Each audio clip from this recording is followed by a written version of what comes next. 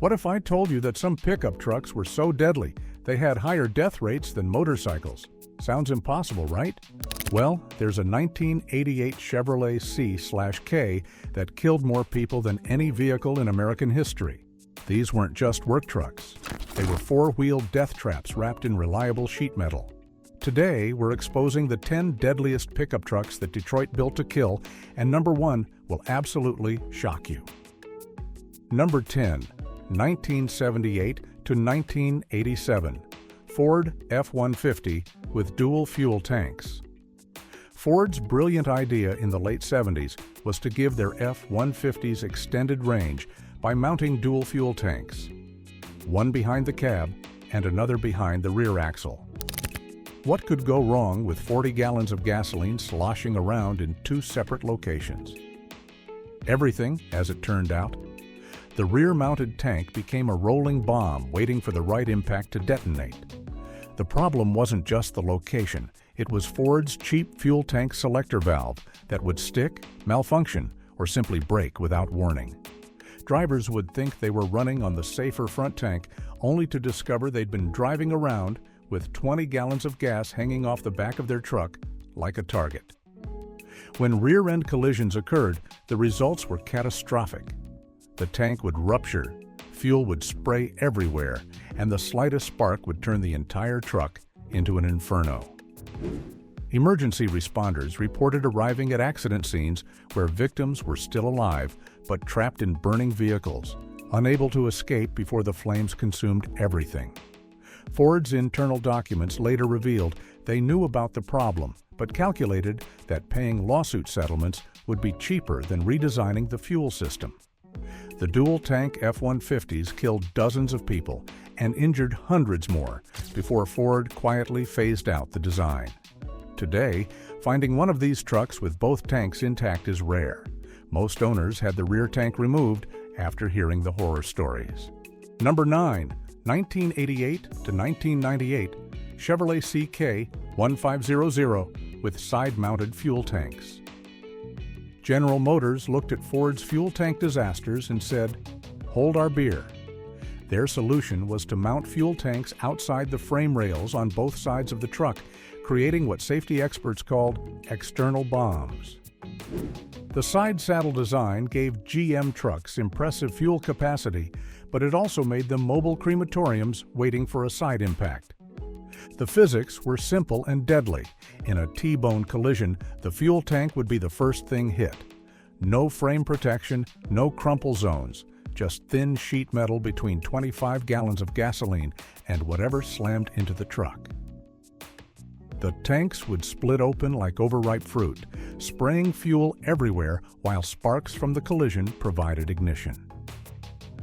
GM's own crash tests showed the horrific results, but they buried the data and kept selling the trucks. The death toll was staggering. Over 1,800 people died in fire crashes involving these trucks between 1988 and 1998. That's more than most natural disasters. Families were literally burned alive in vehicles that should have protected them.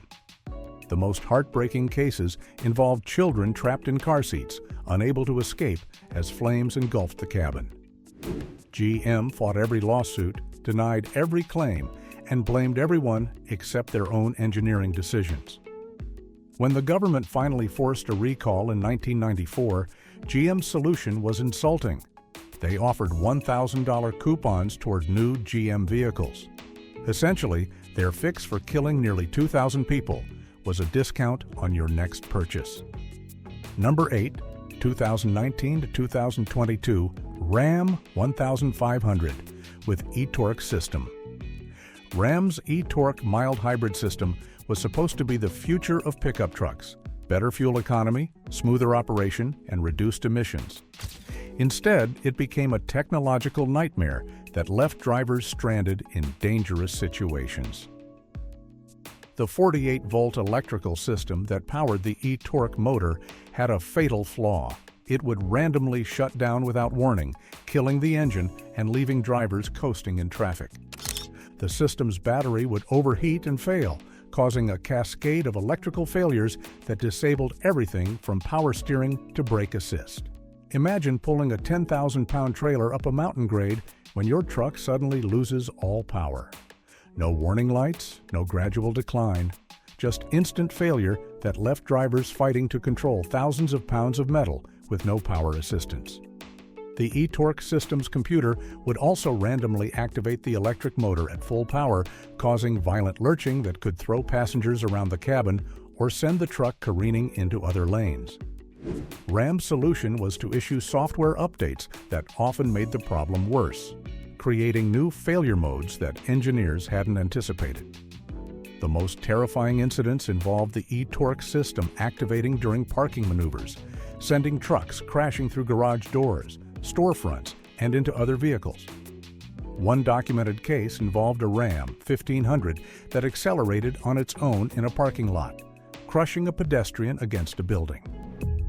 Ram quietly discontinued the eTorque system on the 1500 after just 4 years, but not before thousands of owners experienced the terror of driving a truck that could kill its own engine or accelerate without input.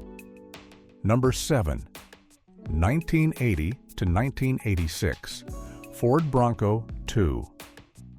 The Ford Bronco II was supposed to compete with the Chevy S10 Blazer, but what Ford created was a rolling death trap disguised as a family SUV.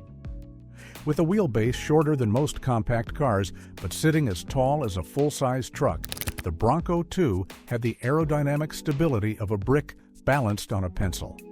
Physics and the Bronco II were mortal enemies, and physics always won. The problem was simple mathematics.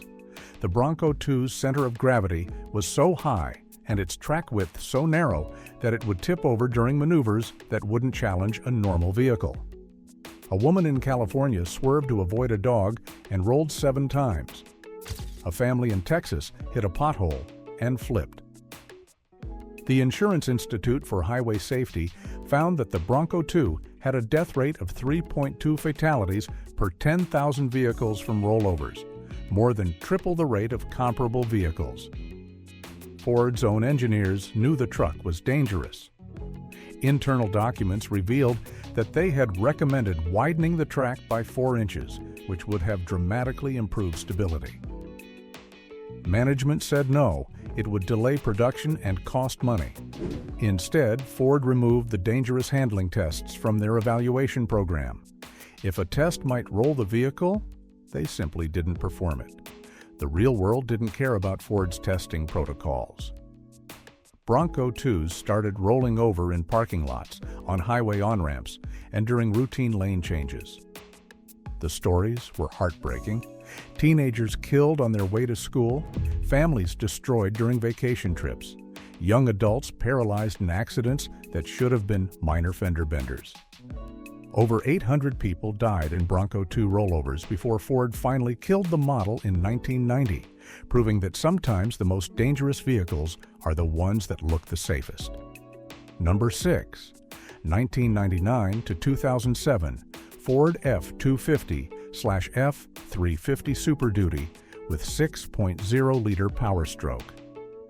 Ford's 6.0-liter Power Stroke diesel was supposed to be the ultimate heavy-duty engine, capable of towing massive loads while meeting strict emission standards. Instead, it became a mechanical time bomb that could fail catastrophically without warning, leaving drivers stranded with heavy trailers on busy highways. The 6.0 Power Stroke didn't just break down, it exploded, literally and figuratively. The engine's problems started with the EGR, exhaust gas recirculation, cooler, which would rupture and dump coolant into the combustion chambers. Drivers would start their trucks to find white smoke billowing from the exhaust like a fog machine. But that was just the beginning. The head gaskets were made of what seemed like tissue paper, failing catastrophically and mixing oil and coolant into a chocolate milkshake of destruction. But the most dangerous failures happened while driving. The high-pressure oil pump would suddenly fail, causing instant loss of power while towing heavy loads. Imagine pulling a 15,000-pound trailer up a mountain grade when your engine suddenly dies. No power steering, no power brakes, just gravity and momentum pushing you backward into traffic. The turbocharger would stick open or closed without warning, causing violent surges of power, followed by complete loss of boost. The oil cooler would clog, causing catastrophic overheating that could seize the engine solid in seconds. Ford's solution was to deny everything and blame owners for not maintaining their trucks properly. Dealerships became war zones as frustrated owners demanded answers, with some dealers refusing to work on 6.0-liter trucks entirely. The aftermarket stepped in with bulletproofing kits that cost $6,000 to $8,000, essentially admitting that Ford's engine was so bad it needed to be completely rebuilt to be reliable. Number 5. 1995 to 2004 Toyota Tacoma with frame rust.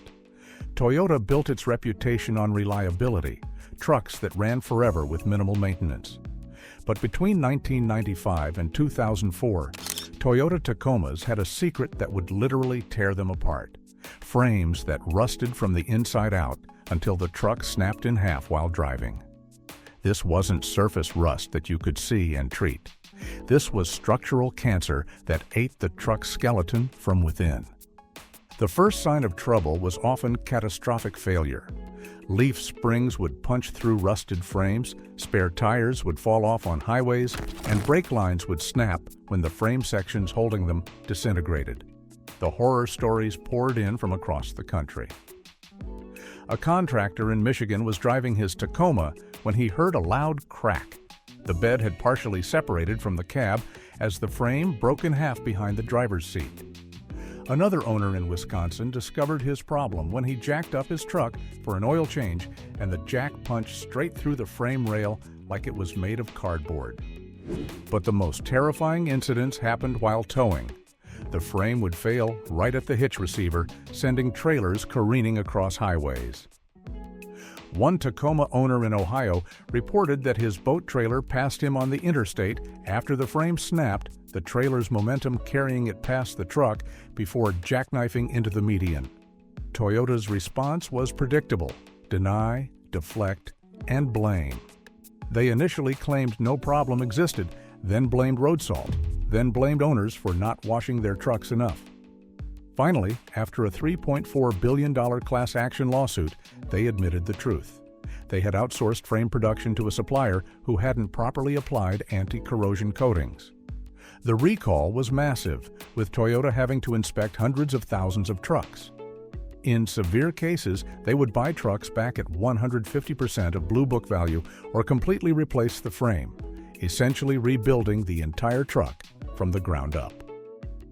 Number 4. 2014 to 2018 Chevrolet Silverado / GMC Sierra with active fuel management. General Motors' active fuel management AFM system was supposed to improve fuel economy by shutting down half the engine cylinders during light load driving. Instead, it created a mechanical nightmare that could destroy engines without warning, leaving drivers stranded in dangerous situations. The AFM system didn't just fail, it failed catastrophically, often taking the entire engine with it. The system worked by deactivating 4 of the engine's 8 cylinders using special lifters that could collapse on command. The problem was that these lifters would stick, collapse randomly, or simply disintegrate, sending metal fragments throughout the engine. When an AFM lifter failed, it would often take out the camshaft, push rods, and sometimes even punch holes in pistons. The engine would go from running normally to making sounds like a cement mixer full of marbles in seconds. But the real danger came from sudden, complete engine failure while driving. The AFM system would malfunction and cause the engine to lose all power instantly. No warning, no gradual decline, just sudden death that left drivers coasting in traffic with no power steering or brake assist. Imagine driving on a busy interstate when your engine suddenly seizes solid, locking up the rear wheels and sending your truck into an uncontrollable skid. The AFM system's computer would also randomly activate and deactivate cylinders, causing violent shaking that could throw passengers around the cabin or cause drivers to lose control. The vibrations were so severe that they would crack dashboards, loosen interior panels, and even shatter windows. GM's solution was to issue software updates that often made the problem worse, creating new failure modes that engineers hadn't anticipated. Many owners simply had the AFM system disabled entirely, sacrificing fuel economy for reliability and safety. Number 3. 1973 to 1991. Chevrolet/GMC C/K series with side saddle fuel tanks. General Motors' decision to mount fuel tanks outside the frame rails on their C/K pickup trucks created the deadliest automotive design in American history. For nearly 2 decades, GM knowingly sold trucks with fuel systems that turned minor accidents into funeral pyres. The side saddle design wasn't just dangerous, it was homicidal, and GM knew it from day one. The physics of death were simple. In a side impact, the fuel tank would be the first thing hit. No frame protection, no crumple zones, just thin sheet metal between 20 gallons of gasoline and whatever slammed into the truck. The tanks would rupture like balloons, spraying fuel everywhere, while sparks from the collision provided ignition. Victims were literally burned alive in accidents that should have been survivable. The death toll was staggering. Over 2,000 people died in fire crashes involving these trucks, more than 20 times the death toll of the infamous Ford Pinto. GM's own engineers recommended placing tanks inside the frame rails for safety, but management overruled them. The side-mounted design gave them 40-gallon capacity, which became a selling point. Sales trumped safety, and people died as a result. Internal documents revealed the company's callous attitude toward human life. One GM engineer wrote that the side-mounted tanks were a severe hazard, while another noted that occupants should be free from hazards of post-collision fuel fires. Management ignored them all. The real-world crashes were horrific beyond description. Families burned to death while trapped in twisted metal, their screams haunting first responders for years. Low-speed impacts that should have resulted in minor injuries became death sentences as victims were engulfed in flames. Fire departments reported arriving at scenes where occupants were still alive but couldn't be extracted before the fire consumed them. GM's response was criminal negligence disguised as corporate policy.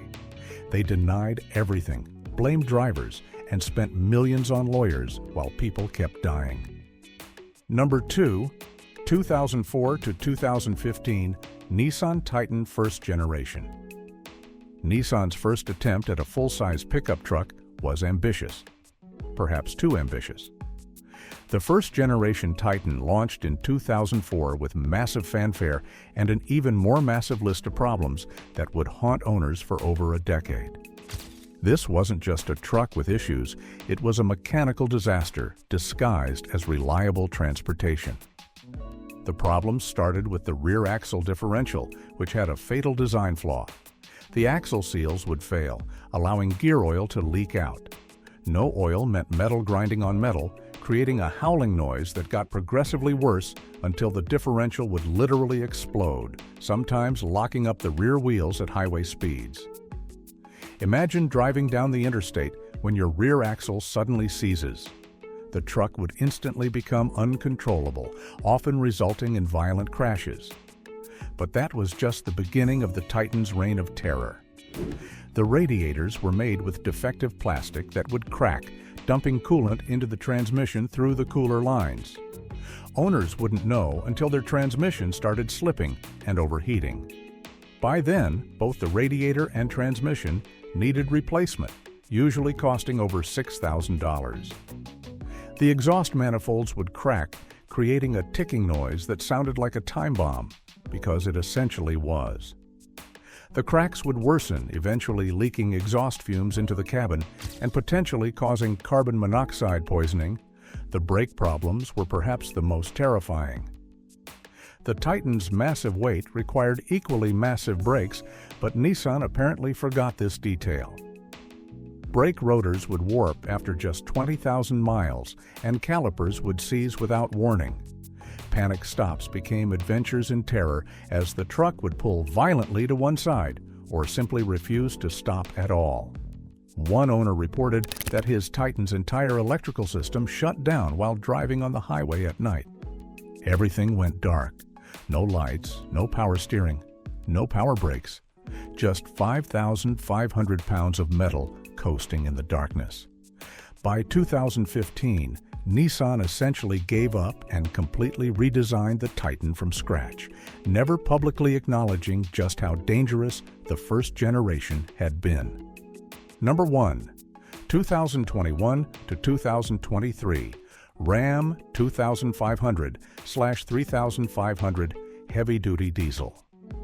At the top of our list sits a truck so dangerous that it could literally burn your house down while you slept.